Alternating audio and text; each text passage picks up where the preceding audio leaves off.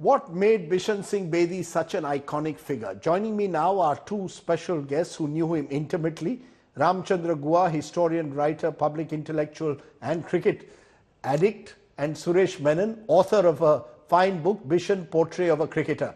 Appreciate both of you joining us. Let me turn to you, Dr. Guha, first. Ram, what do you think made Bishan Singh Bedi so special?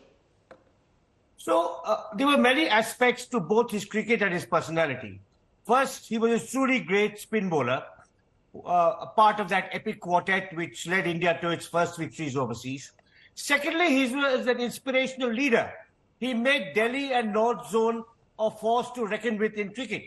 And here we are, Suresh and I from Bangalore, speaking to you, Rajdeep, from Bombay. And it's Karnataka and Delhi that successfully challenged Bombay's hegemony and made Indian cricket truly, you could say, national in its catchment area.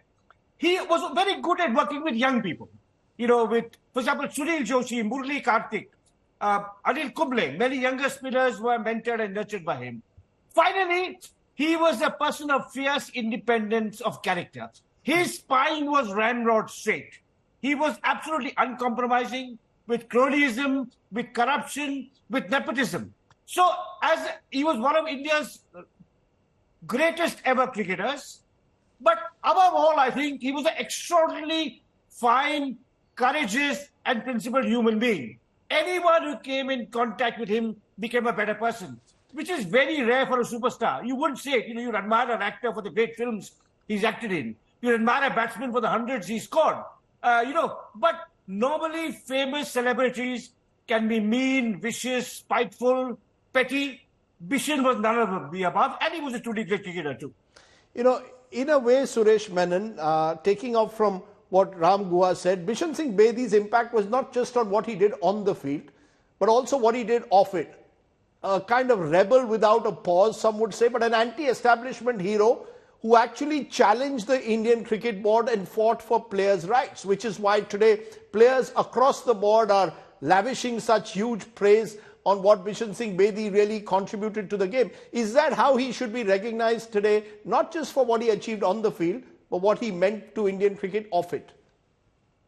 I think so. I think he was not just a rebel without a cause, which makes it sound a bit... No, rebel. I said rebel without a pause. I'm sorry, I didn't hear that correct. Yes, he was a rebel without a pause. And I think what he did for Indian cricket and the strength he gave Indian cricket, the strength he gave the individual cricketer is very important. I'll tell you an interesting story by Madan Lal, told me many years ago. Madan says that he was such a heroic figure. He was such a great skipper that it wasn't just the bowling or the batting or the fielding that in which we were involved. If we went to a restaurant, we would wait and watch and see which fork Bishan took, or which knife, or which spoon, and we followed.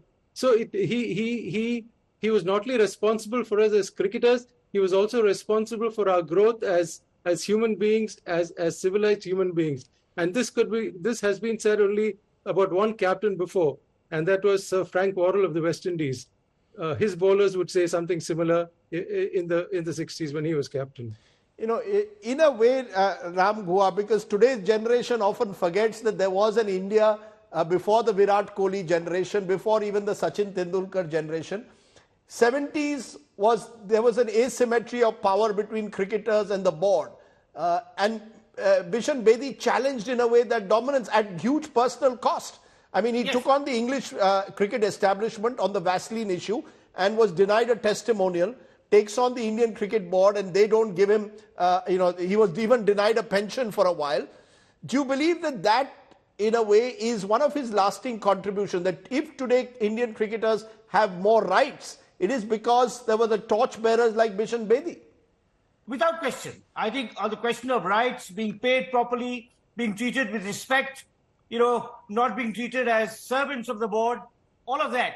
But Bishan also had a life outside cricket. I've talked of his character. He's a person of great principle and integrity, but also of great compassion and humanity. Tiger Pataudi once said of Bishan that he is the only cricketer who spends more on himself than others spend on him. So he would take a friend out for dinner and the friend may be poorer than him or less famous, but no question. Also, he had interests outside cricket. He He was interested in literature, in music, in culture. He had a wonderful sense of humor, compassion, his kindness towards the young. I mean, Rajdeep, you knew him. You were fortunate to know him from when you were a little boy because your father was his teammate. And Suresh and I got to know him. I got to know him as a teenager. Suresh was around the same time. So his compassion, his warmth, his friendship, his curiosity about other people, his lack of sexism, his lack of any sense of caste or religious or gender distinction. He was a truly, and he was a fabulous bowler. I mean, he was poetry. I mean, you tweeted, Rajdeep, Jim Laker's famous tribute that what is my idea of paradise? Paradise, lords in the sunshine with rail involved bowling from one end and Bishan Bedi from the other. I might have Wasim Akram actually from rail involved end, but he was an extraordinarily gifted bowler. But I think he was a person in the round. Mm-hmm. He was not only about success, achievement, money, branding, sponsorship. So in that sense, he was a very distinctive human being. And I think that we should celebrate him for all of that. And I think so much of that is missing in the kind of boilerplate testimonials that you will find on Twitter from board officials, former cricketers.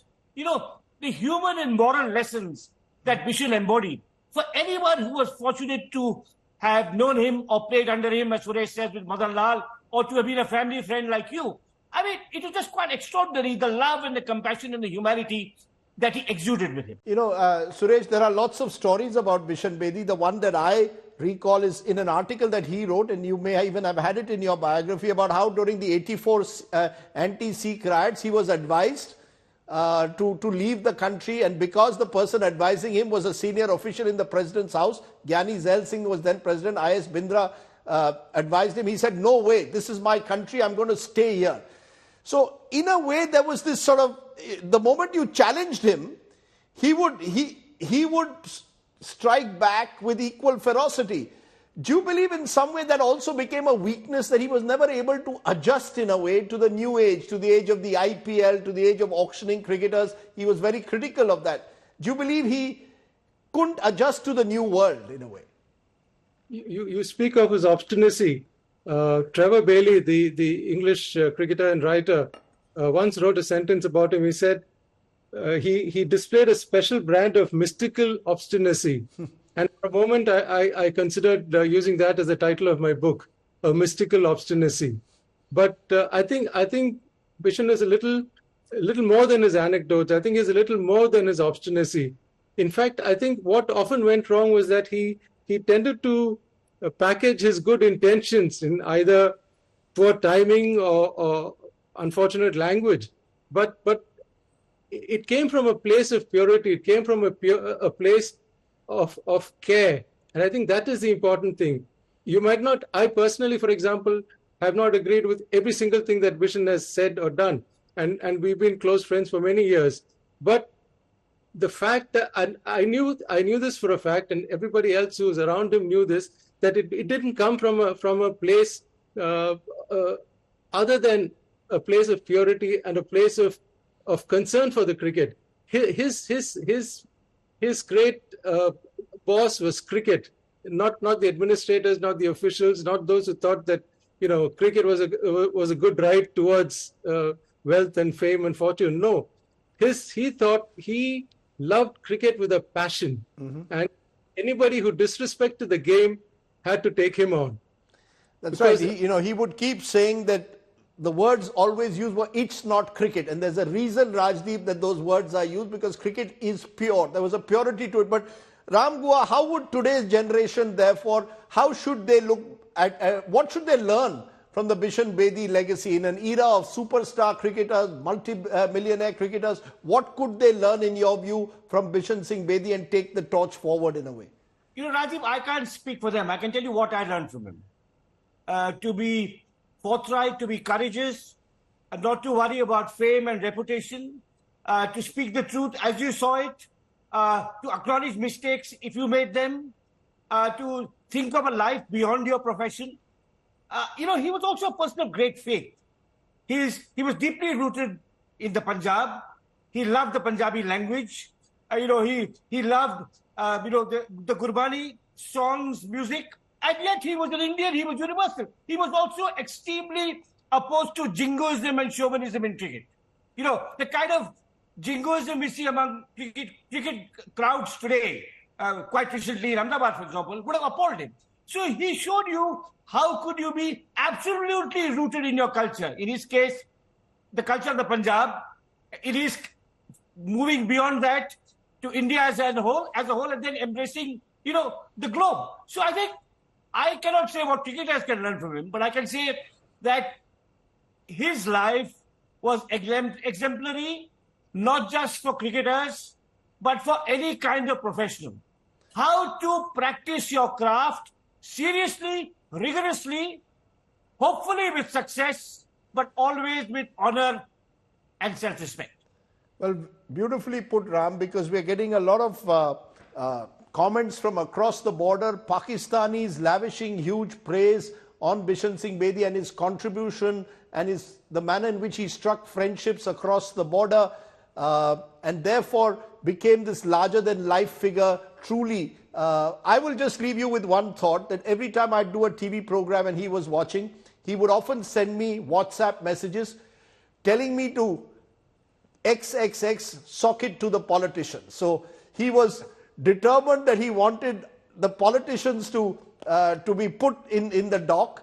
And once in a match that was to be played between journalists and politicians, he insisted to play with the journalists, saying he wrote on the game, but he would never be with politicians because he felt a number of them were far too corrupt. That was Bishan Singh Bedi for you. Let me add one Yes. postscript, Dasdeep. Yes. I mean, he had the same attitude to politicians in the cricket board.